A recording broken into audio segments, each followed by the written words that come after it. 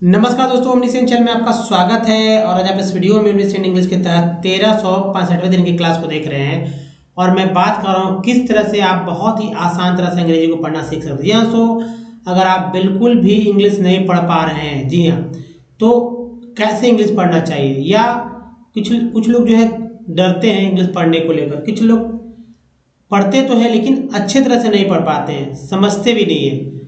और जो ये से भी जानते हैं, तो मैं ये बता दूं, कुछ लोग ऐसे भी होते हैं जिनको वर्ड्स की जानकारी नहीं होता, जिसकी वजह से वो बहुत कुछ नहीं कर पाते हैं। तो सबसे पहले दोस्तों मैं यहाँ पर आपको आज वर्ड मीनिंग बताऊंगा, उसके बाद टेक्स्ट पे ले चलूंगा, उसका अनुवाद भी करके कि कैसे इसे समझा जा सकता है। तो चलिए आगे बढ़ते हैं।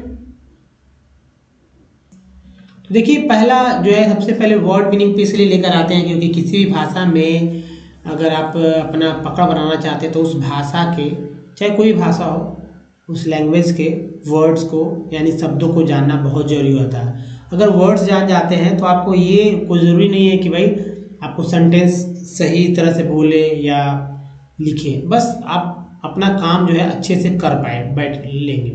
तो जैसे ये वर्ड है दोस्तों, एक वर्ड है प्रोबेबल। क्या है? प्रोबेबल। प्रोबेबल को इंग्लिश में तो प्रोबेबल ही बोलेंगे, इसका अलग से डिफाइन भी कर सकते हैं, लेकिन हिंदी शब्द जैसे अनिश्चित होता है, संकटपूर्ण होता है या संभाव्य होता है। संभाव्य के लिए अंग्रेजी वर्ड क्या होगा? तो प्रोबेबल होगा। क्या होगा? प्रोबेबल। नेक्स्ट वर्ड जो है दोस्तों, ये है मिथ्या, बेईमान, झूठा, असत्य। मिथ्या, बेईमान, झूठा, असत्य को क्या कहेंगे दोस्तों? इसे कहेंगे प्रिटेंशियस। प्रीटेंशियस। प्रीटेंशियस एकदम तोड़कर ये पार्ट्स ऑफ वर्ड के आधार पर जो ये पढ़ लिया जा सकता है। तो पार्ट्स ऑफ वर्ड बहुत इंपॉर्टेंट होता है। मिथ्या, देखिए मिथ्या, बेईमान, झूठा, असत्य को इंग्लिश में या अंग्रेजी वर्ड दिया गया है प्रिटेंशियस। दूसरा वर्ड यानी तीसरा वर्ड मीनिंग देखते हैं दोस्तों। ये वर्ड मीनिंग है जैसे पथ भ्रष्ट। पथ भ्रष्ट का मतलब है जो अपने मार्ग से भटक जाता है ना, जो मार्ग से भटक जाता है, ये भी अर्थ लिख लीजिए। ऐसे ऐसे समझिए कि सही मार्ग से भटकना, ठीक है। अनियमितता, ये भी वर्ड दे सकते हैं। तो इसे कहेंगे क्या? पथ या पागलपन या भिन्नता को कहेंगे डिस्टॉर्शन। डिस्टॉर्शन, ठीक है। कुछ लोग डिस्टॉर्शन कहेंगे लेकिन र का उच्चारण नहीं किया जाता है, डिस्टॉर्शन। नेक्स्ट वर्ड है तो धमाका होना, विस्फोट होना या भर्त्सना करना, या आप ऐसे कह सकते हैं इसे घोर निंदा करना, ये भी कह सकते हैं, फटना भी कह सकते हैं। वर्ड मीनिंग है एक्सप्लोड। एक्सप्लोड। अगला वर्ड है दोस्तों उलटफेर, परिवर्तन, उतार चढ़ाव या सुख दुख भी कह सकते हैं, उतार चढ़ाव भी कह सकते हैं। तो उलटफेर, परिवर्तन, उतार चढ़ाव को अंग्रेजी में वेरिएशन कहेंगे, वेरिएशन। नेक्स्ट वर्ड है दोस्तों सत्य का आभास या सत्याभास, संभाव्यता या संभावना, एक ही बात है। वर्ड मीनिंग है तो realism. Realism. Next word meaning है, ये एक्चुअली हिंदी पहले मैं बताता हूँ, असभ्यता, बर्बरता, जंगलियों सा व्यवहार। जंगलियों सा व्यवहार मत कीजिए। कुछ लोग जानबूझ के करते हैं, कुछ लोग वाकई में वैसे होते ही है। तो जानबूझ के करते हैं तो कोई बात नहीं है, लेकिन जो अगर है तो जंगलियों से व्यवहार करना अच्छी बात नहीं है। वर्ड मीनिंग है तो सेवेजरी। सेवेजरी क्या है? सेवेजरी। असभ्यता, बर्बरता, जंगलियों से व्यवहार। नेक्स्ट वर्ड मीनिंग है टर्ब्यूलेंट। टर्ब्यूलेंट मीन्स होता है भयंकर, बर्बर, उग्र, अरुचिकर। टर्ब्यूलेंट। अगला वर्ड मीनिंग है फ्राइटफुल, यानी बहुत भद्दा, डरावना, कुरूप, विराट, विशाल। वर्ड मीनिंग है क्या? फ्राइटफुल। क्या बोलेंगे? फ्राइटफुल। अगला वर्ड मीनिंग देखिए दोस्तों, हिंदी फिल्म की हीरोइन तो आप जानते ही होंगे, और एक नाम है काजोल। बस सिर्फ बोलने के लिए, स्पेलिंग वो नहीं है और किसी को इंडिकेट भी मैं नहीं कर रहा हूँ। एक वर्ड है काजोल, जो कि मिलता जुलता है याद करने के लिए, यानी इसका अर्थ हो जाता है झूठी तारीफ करना, मिथ्या प्रशंसा करना। झूठी तारीफ करना, मिथ्या प्रशंसा करना, शब्द है काजोल, है ना, काजोल। नेक्स्ट वर्ड मीनिंग है एपोथियोसाइज। एपोथियोसाइज क्या बोलते हैं? एपोथियोसाइज का अर्थ हो जाता है, एपोथियोसाइज का अर्थ होता है देवता जैसी पूजा करना, देवता मानना या देव पद देना। याद रखिए, देव पद देना, एपोथियोसाइज, एपोथियोसाइज। नेक्स्ट वर्ड मीनिंग है सोशिएबल। सोशिएबल का अर्थ है मिलनसार, दोस्ताना, मैत्रीपूर्ण। मिलनसार, दोस्ताना या मैत्रीपूर्ण को क्या बोलेंगे? सोशिएबल। सोशिएबल मीन्स होता है मिलनसार, दोस्ताना, मैत्रीपूर्ण। वर्ड मीनिंग फिर से देखिए, probable, pretentious, distortion, explode, variation, realism, savagery, turbulent, frightful, cajole, apotheosize, sociable. इतने सारे हिंदी शब्द हैं, लेकिन अगर ये वर्ड बहुत ही टेढ़े तो नहीं है, सिर्फ 12 वर्ड मीनिंग। जी हाँ, तो 12 वर्ड्स हैं। इन 12 वर्ड्स को आप याद करके अपनी भाषा में इसको शामिल करके बस इतना शब्द भी बोलते हैं ना, तो ये इंग्लिश बोलने से कम नहीं होने वाला है, और लिखने में, समझने में तो बहुत इंपॉर्टेंट हो जाता है। रोज़ आप सुने इस तरह के वर्ड्स को तो बहुत ही यूज़फुल होगा। सिर्फ सुनना ही यूज़फुल हो जाता है, जिनको नहीं पढ़ना था वो पढ़ना भी सीख सकते हैं। अब चलिए आज के टेक्स्ट पे चलते हैं, क्योंकि पहले ही टेक्स्ट वाला काम कर लेते हैं, इंपॉर्टेंट वर्क पहले ही हो जा रहा है। तो देखिए, ये जो सेंटेंसेस आ रहे हैं एक टेक्स्ट के रूप में, तो दोस्तों पहले इसको पढ़ना सीखिए। पढ़ना सीखेंगे, 2 बार पढ़ेंगे, 3 बार पढ़ेंगे, आपको समझ में आने लगेगा कि भाई कैसे पढ़ते हैं। उसके लिए क्या करना होगा, इसकी चर्चा इस स्लाइड के बाद ही होगी कि भाई आखिर ये जो इंग्लिश आ रहा है इसको कैसे पढ़ लिया जाए। कोई भी मान लीजिए कुछ नहीं जानता हो, लेकिन वो जानने लगे, पढ़ने लगे, समझने लगे, ये आखिर वो क्या काम करना होगा। तो मैं बताऊं आपको अच्छी तरह से कि भाई आपको कुछ करना नहीं है, कुछ चीज़ें याद रखना है जिससे ये सब होने वाला है। लेकिन पहले मैं यही कहूँगा कि वीडियो को पॉज कीजिए, ऐसे पढ़िए, गलत ही पढ़िए। हो सकता है कि आप कुछ न पढ़ें, आपको सिर्फ ये पढ़ने आ रहा हो एक ही, बाकी तो उसके बाद आप पढ़ने की कोशिश कीजिए, गलत पढ़िए, गलत उच्चारण करिए, उसके बाद मैं पढ़ूंगा, आपको सही उच्चारण पता चल जाएगा। ज़्यादा नहीं, 1-2 मिनट का काम है पढ़ने का, उसके बाद सुनिए 1-2 मिनट में, फिर समझ लीजिए, सब यहीं पर हो जाने वाला है। तो चलिए वीडियो को पॉज कर दे, एक बार पढ़ लीजिए खुद से। दोस्तों अगर आपने पढ़ लिया है तो अब मैं बताता हूँ कि कैसे इसे पढ़ा जाता है। देखिए, कुछ लोग दी पढ़ते हैं, कुछ लोग द पढ़ते हैं। मैं कहूँगा कि द पढ़िए, दी नहीं पढ़ेंगे, ठीक है? दी नहीं पढ़ेंगे, द पढ़ेंगे। दी क्वालिटी नहीं, द क्वालिटी। क्या पढ़ेंगे? द, क्योंकि यही जो है सही है, दी नहीं। The quality of land. Also ER को R बोलते हैं, F लगा, फ हो गया। Also D for from, place, CE को सा बोलते हैं। और ए के बाद जब ई आए तो ये ए जो है, ये वाला ए जो है एक करके उच्चारण होता है। तो प था, प ल में ए लगा तो प्ले हो गया। सी को सा, place to place, place to place. People, people नहीं पढ़े, कुछ लोग पीपुल पढ़ते हैं, पीपल। पीपल स्टार्टेड, स्टार्टेड, टेड को याद रखिएगा, started encroaching, encroaching the common, encroaching the common, common lands to build।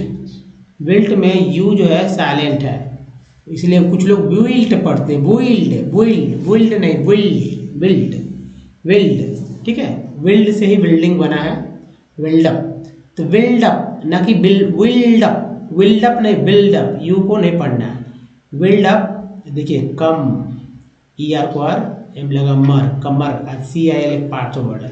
Commercial areas, housing, जिंग नहीं है, इसको ज, हाउसिंग, कम, कॉम्प्लेक्स नहीं, कॉम नहीं, कॉम्प्लेक्स, कॉम्प्लेक्स, लोग उच्चारण में बोलते हैं कॉम्प्लेक्स, लेकिन बोलना नहीं है, कॉम्प्लेक्सेस है ना, कॉम्प्लेक्सेस, कॉम्प्लेक्सेस, कॉम्प्लेक्सेस, सोच लीजिए क्या होता है complexes in the urban areas and to expand the agri, C L को कल बोलते हैं, टी वाली को चर बोलते हैं, इसमें एल को अल बोलते हैं, मिलकर चरल हो गया। तो agricultural land in the rural अल एरियाज टुडे, ए वाई को बोलते हैं ए, डी लगा टे, डे, पे, से, मे, रे, कई वर्ड हो जाते हैं। तो today the vast changes in the land use, vast changes in the land use, E R को देखिए, यहाँ देखिए यूज, यानी इसको जब बोलते हैं तभी तो यूज पढ़ रहे हैं। ई आर को देखिए, ई आर एन को अर्न बोलते हैं, ठीक है। तो टी के साथ लगा तो टर्न हो गया, तो turn, pattern also reflect the cultural changes in our society, land degradation, landslides, soil erosion, इसको जगह बोलते हैं इरोजन,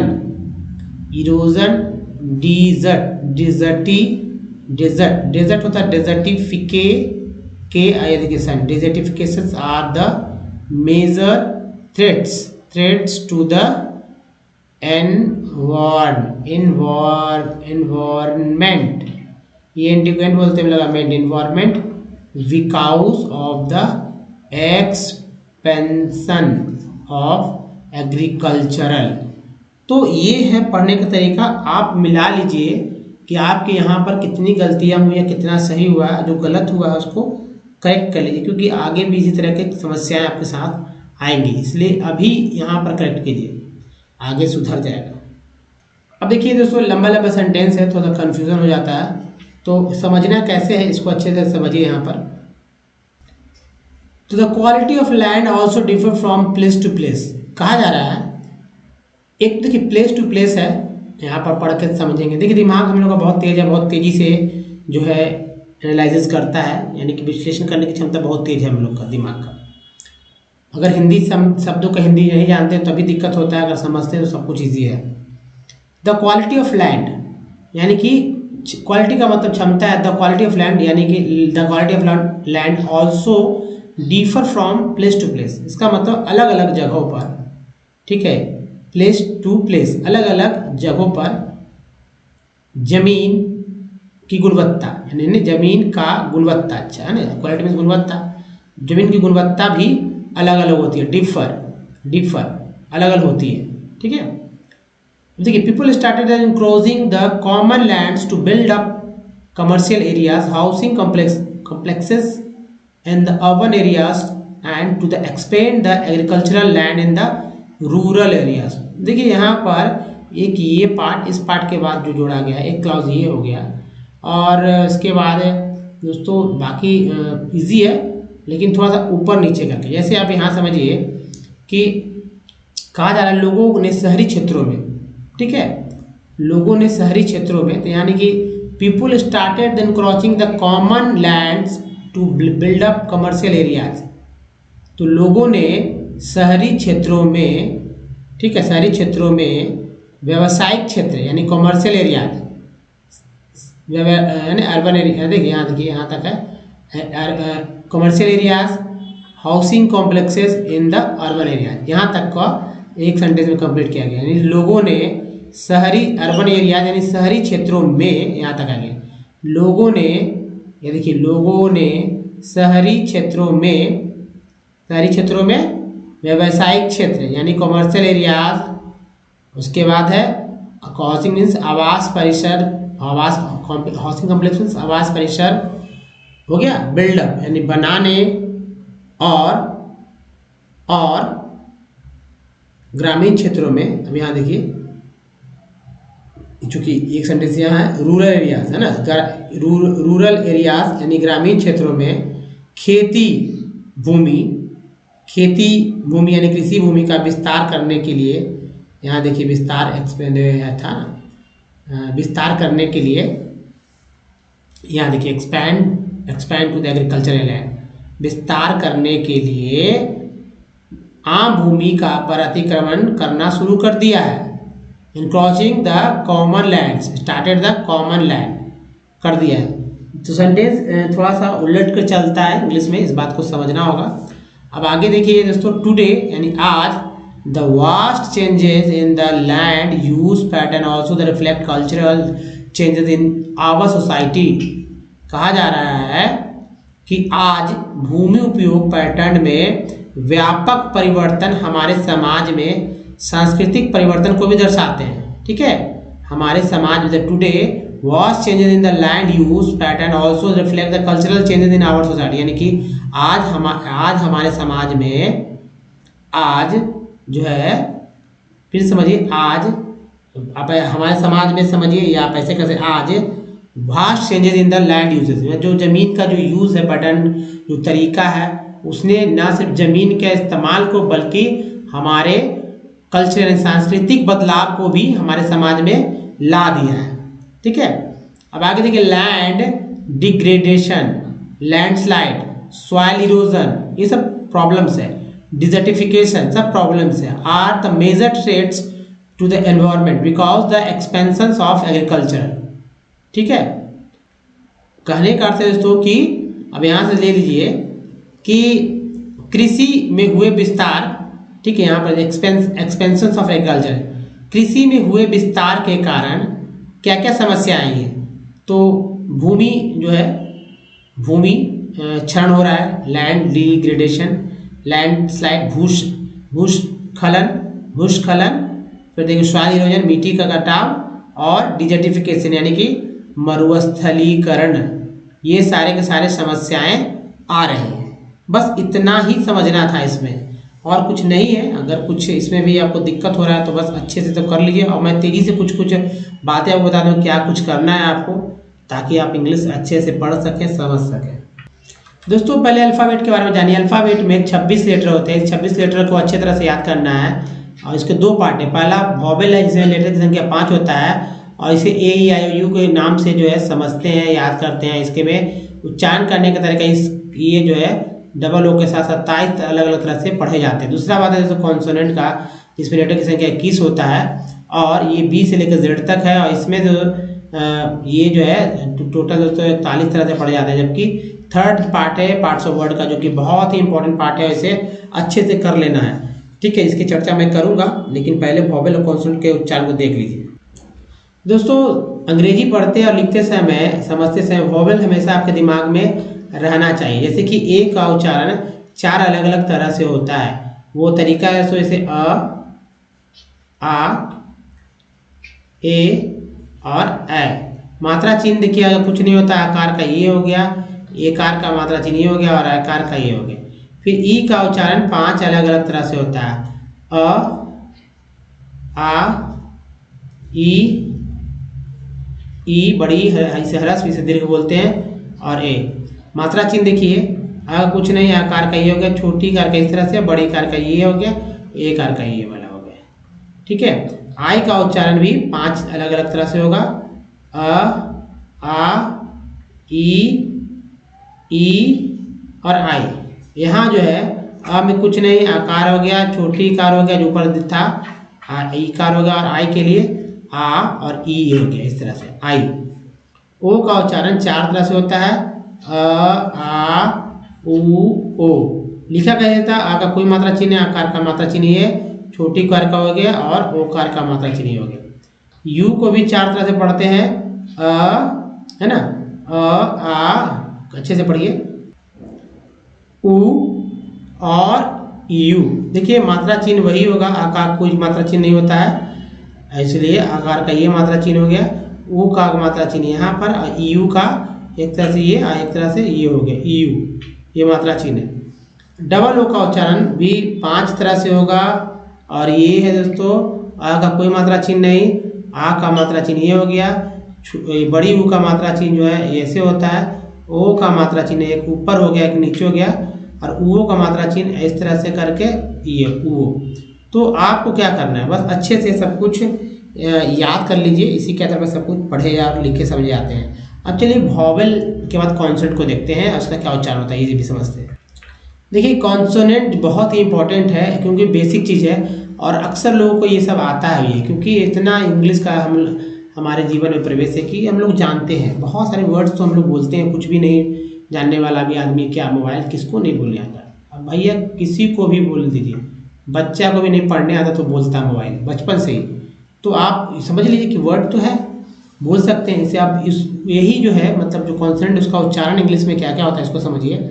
जो बी है, बी को अंग्रेजी में ब, वर्ड मीनिंग के अंदर सी को क श, डी को ड द ज, एफ को फ बोलते हैं, जी को ग ज, एच को ह बोलते हैं, जे को जा, के को का, एल को ला, एम को म बोलते हैं, एन को न, पी को बोलते हैं प, क्यू को बोलते हैं क, आर को र, ड़, एस को स, ज बोलते हैं, टी को ट, त, अच्छा सा बोलते हैं, है ना, टी को क्या बोलते हैं ट, त, अच्छा सा, वी को व, भ, डब्ल्यू को जो है व, एक्स को एक्स, और देखिए डब्ल्यू को व, एक्स को एक्स और एक्स भी बोलते हैं, वाई को या, जेड को जा जा।